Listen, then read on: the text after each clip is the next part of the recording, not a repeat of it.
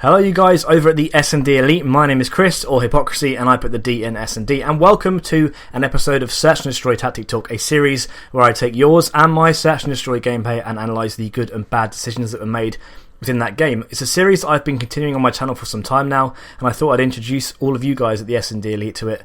It's a good opportunity for me to kind of get this series out there, and if you want to become part of this series, make sure you stick around to the end of the video. But I didn't want to use another YouTuber's gameplay for kind of my TheSnDElite post, so I'm going to use one of my own today. It's a 23-3 in 6 rounds on the map Carrier, and I'm using the MP7 with quick draw suppressor and stock, using that primary gunfighter wildcard, the Hunter Killer Drone, Hellstorm Missile and Lightning Strike as my score streaks, and my perks are lightweight toughness and extreme conditioning. So it's a really rush friendly class, but we'll get onto that in a little while. Hope you guys enjoy the gameplay, and let's get started with round 1.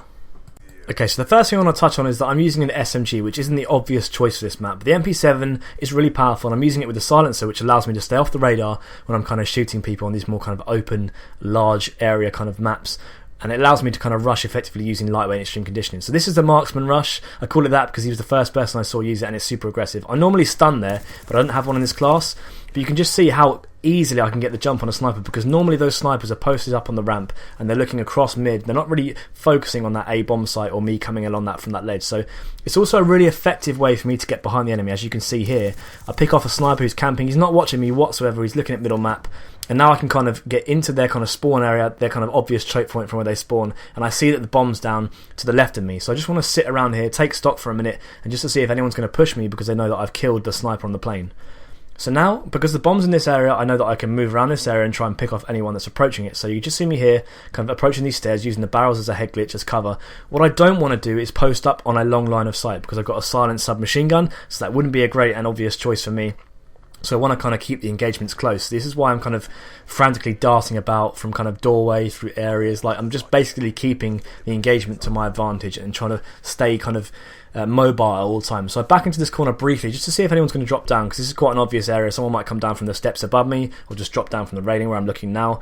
And again, they might drop down from where the planes are just ahead of me here. So I push back up just to see if anyone's trying to flank around those staircases. And again, I don't see anyone. So I can hear people up here, but I'm not incredibly confident as to where they are. So I'm in a clutch situation at the moment, and it's 1v2 I believe, and I see a shadow there on the plane. So I just want to wait to see if he's going to drop down. I don't want to go out there because he's probably got an AR or a sniper, so I don't want to kind of make it an easy kill for him. So I see a riot shield, and I think, right, I'll challenge him because he had his back to me.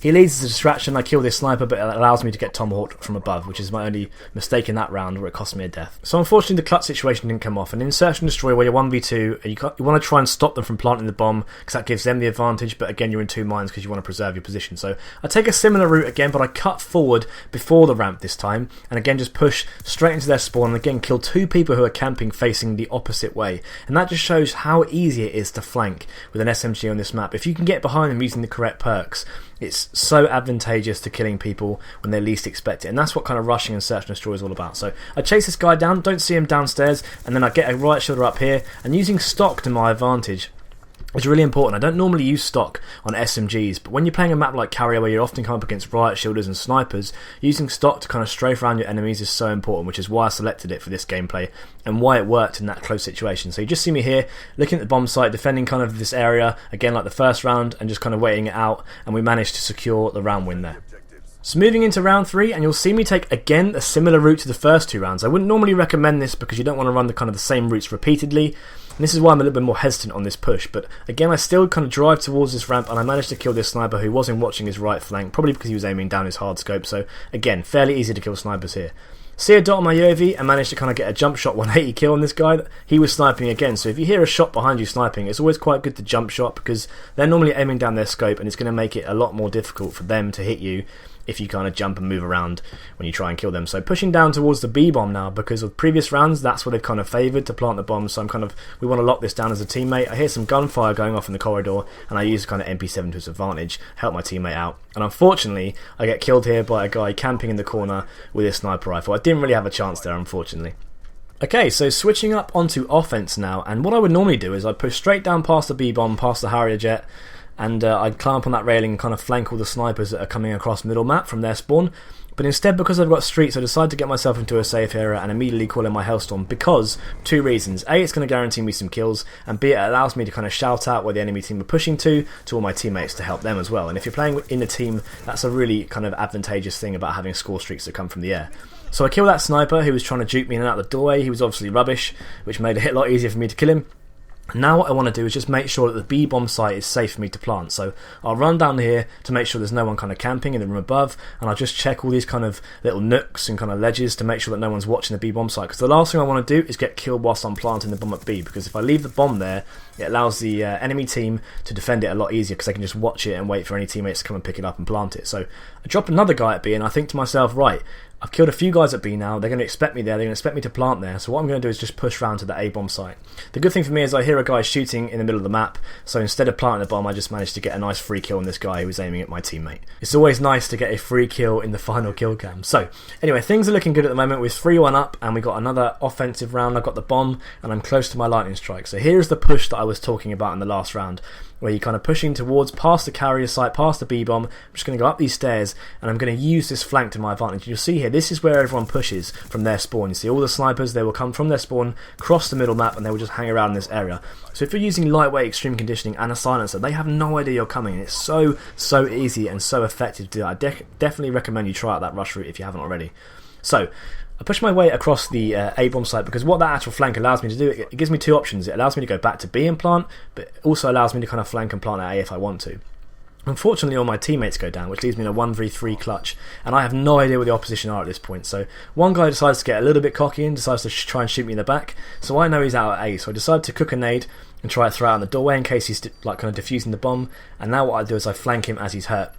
The trouble is, as I'm pushing around, I'm drawing attention to myself in this part of the map, and I managed to get flanked. And that is the trouble. I chose an area which I couldn't defend, and that was a mistake which cost me the death, because I had too large an area to cover. I couldn't watch the left and the right at both times.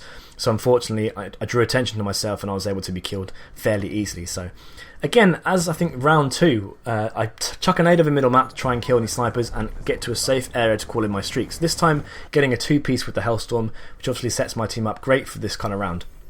And what I'm going to do now is just kind of push up, and I hear some kind of chat going on from my teammates that there's an enemy by the ramp because they're trying to flank us, trying to get around the back of our spawn like I did in the early rounds on defense.